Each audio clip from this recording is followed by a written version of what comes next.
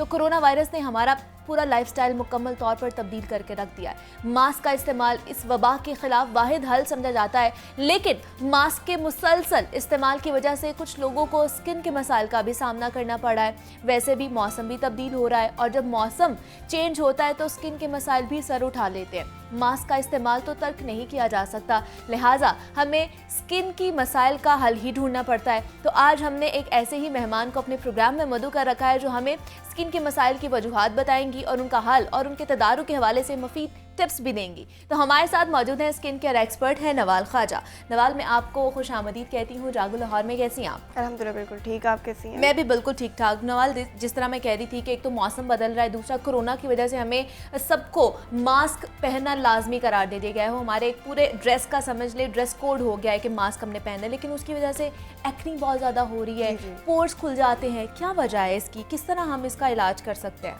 इसका तो यही है कि अब हमें मास्क तो हम छोड़ नहीं सकते हैं, तो अब हम अपनी स्किन के रूटीन को जो है टोटली शिफ्ट करेंगे। अभी मौसम एकदम से चेंज हुआ है, विंटर्स की स्किन केयर रूटीन जो थी वो बिल्कुल कुछ और थी। ज़्यादा कहा जाता था कि ऐसी चीज़ें यूज़ करें जो आपकी स्किन को बहुत ज़्यादा चिकना रखें, ऑयली मतलब ऑयली होगा तो डेफिनेटली आपकी स्किन ड्राई अप नहीं होगी। लेकिन अब आपने सारी वो प्रोडक्ट्स को अपने चेंज करना लाजमी है। ये बेटर है कि आप अपनी प्रोडक्ट्स को पढ़ के लें, देखें कि उन पर क्या क्या लिखा हुआ है, और स्पेसिफिकली एक दो वर्ड्स ऐसे हैं जो कि आजकल की हमारी जो स्किन केयर प्रोडक्ट्स होंगे उनमें इंपॉर्टेंट है। जैसे आ जाता है कि नॉन कॉमेडोजेनिक, ये एक वर्ड ऐसा है जो कि आपको इन्फॉर्म करेगा कि आपकी ये जो प्रोडक्ट आप अपने फेस पे जब लगाएंगे तो आपके पोर्स को ये क्लॉग तो नहीं कर देगा, मतलब आपके पोर्स ब्लॉक तो नहीं हो जाएंगे। ये वाली प्रोडक्ट्स आपको बहुत हेल्प कर सकती हैं अब के टाइम में।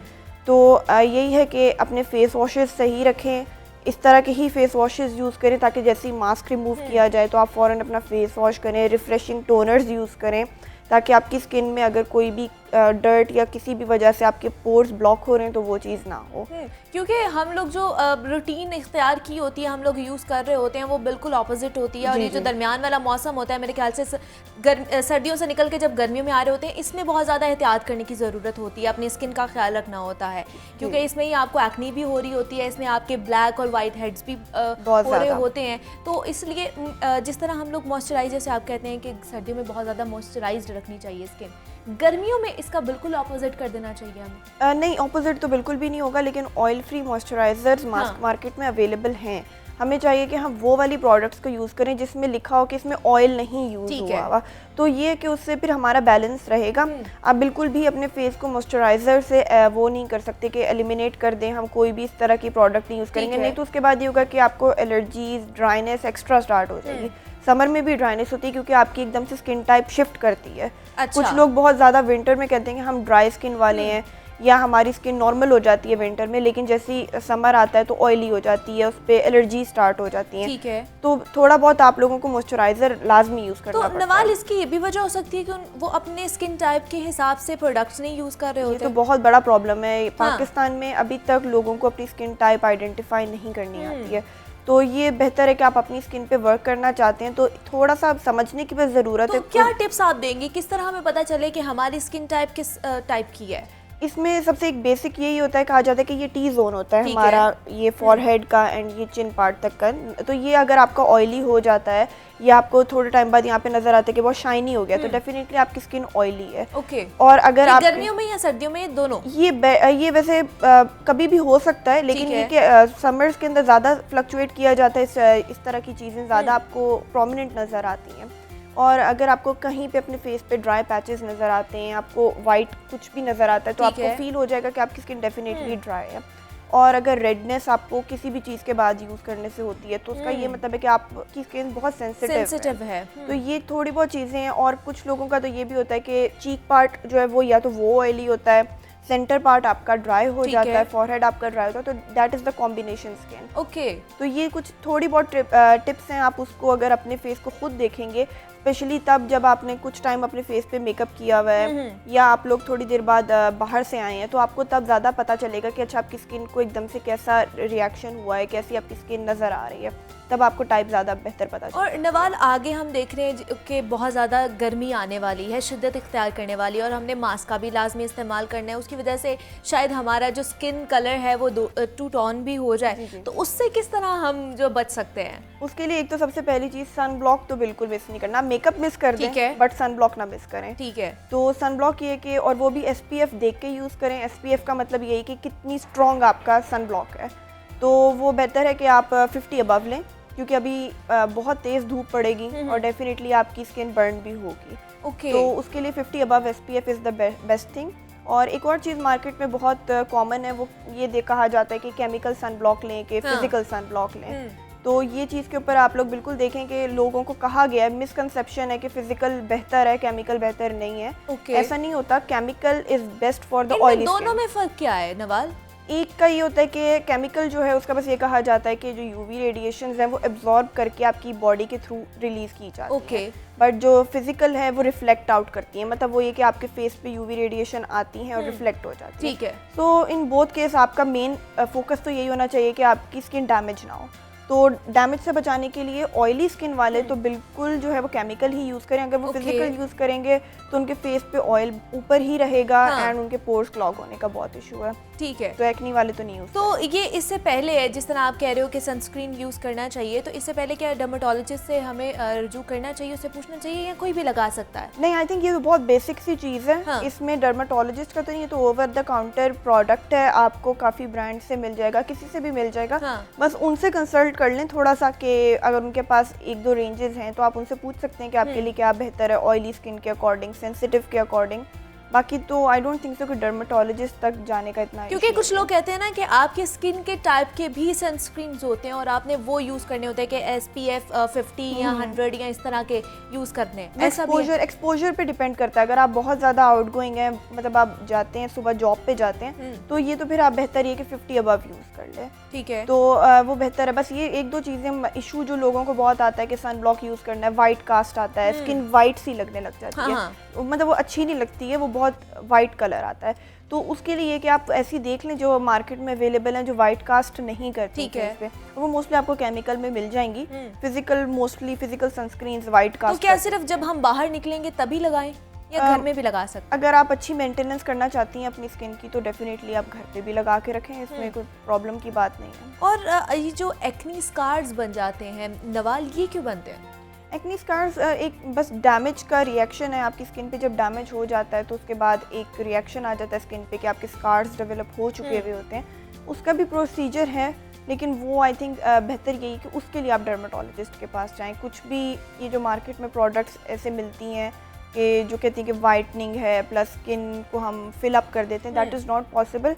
जो स्किन डैमेज वाले स्कार्स हैं, नॉट द ब्राउन स्पॉट्स, जिनके काफ़ी जो लोग कहते हैं कि पोर्स ओपन हो गए हमारे, वो पोर्स ओपन नहीं होते, वो एक्चुअली स्कार्स होते हैं। तो वो वाले स्कार्स के लिए इट्स बेटर कि आप डर्मेटोलॉजिस्ट के पास जाएं, क्योंकि कुछ मेडिकेशंस हैं वो आपका स्किन को ऐसे रिपेयर करती हैं कि आपके जो सेल्स हैं वो जल्दी आ जाते हैं और आपकी फिर वो स्पेस फिलअप हो जाती है, लेकिन उसका भी time duration is like 1 year. इतनी जल्दी ये चीज़ें फिल नहीं होती हैं। एग्जैक्टली ऐसे ही है। और नवाल, जिस तरह हमने देखा कि लोग प्राइमर आजकल बहुत ज़्यादा यूज़ कर रहे हैं और ख़ास तौर पर सर्दियों में मेकअप से पहले यूज़ किया जाता है कि आपके ऑयल ना आए। जी। तो क्या हम लोग गर्मियों में भी यूज़ कर सकते हैं? बिल्कुल यूज़ होता है। मैं खुद अब मैंने आज ही अपना प्राइमर स्विच कर दिया है। अच्छा, वो भी गर्मियों और सर्दियों का अलग अलग है? बिल्कुल, सर्दियों का हाइड्रेटिंग प्राइमर्स होते हैं जो आपकी स्किन को थोड़ा मॉइस्चराइज्ड रखते हैं। ठीक है। आप इवन आपके फाउंडेशंस डिफरेंट होते हैं। आप सर्दियों में थोड़ा ऐसे यूज़ करेंगे जो मॉइस्चराइजिंग फाउंडेशन है, जिनमें थोड़ा ऑयल कंटेंट है, ताकि आपकी स्किन ड्राई आउट ना लगे।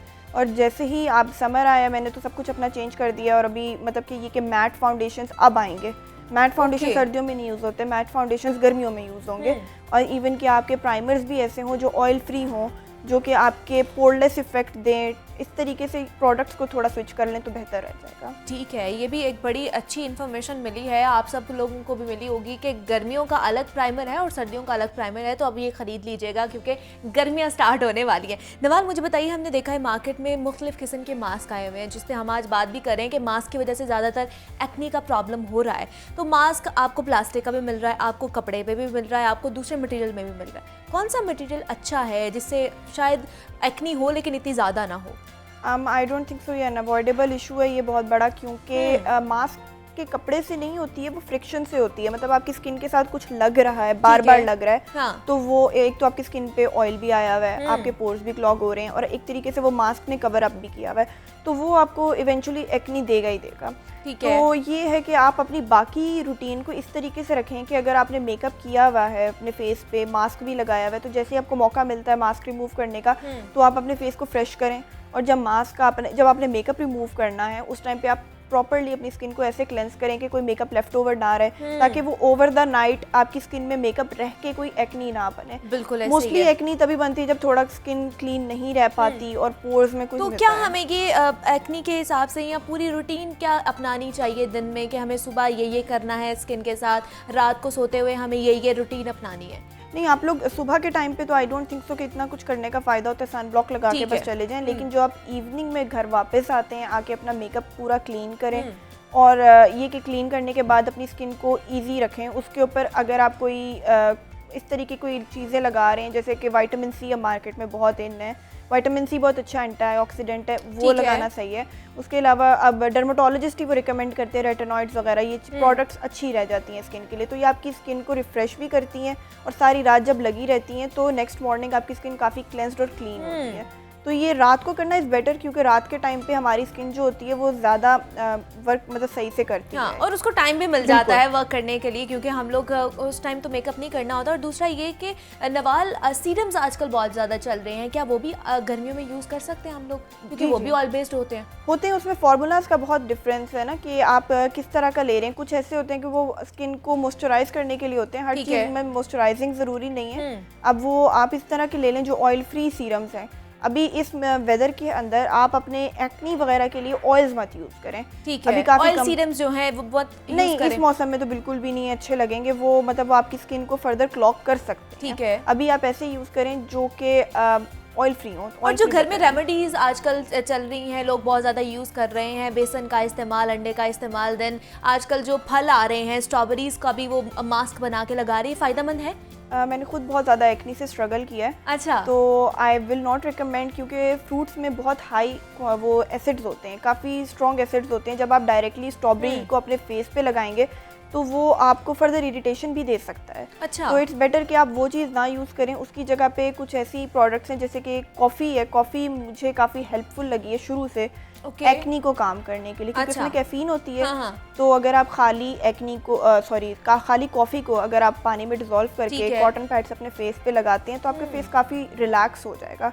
एक्नी भी आपकी, रेडनेस भी आपकी उससे कंट्रोल हो जाएगी। तो ये चीज़ आप बेहतर है यूज़ करें। फेस मास्क अगर फ्रूट्स का लगाएंगे तो किसी की स्किन अगर सेंसिटिव होगी, क्योंकि डेफिनेटली एक्नी के टाइम पे सेंसिटिविटी हाई हुई होती है, तो वो आपको फर्दर ब्रेक कर सकता है। एग्जैक्टली, किसी को पता नहीं चलता। नवाल ख्वाजा हमारे साथ मौजूद है। नवाल, बहुत शुक्रिया आपका कि आप यहाँ पर आई हैं।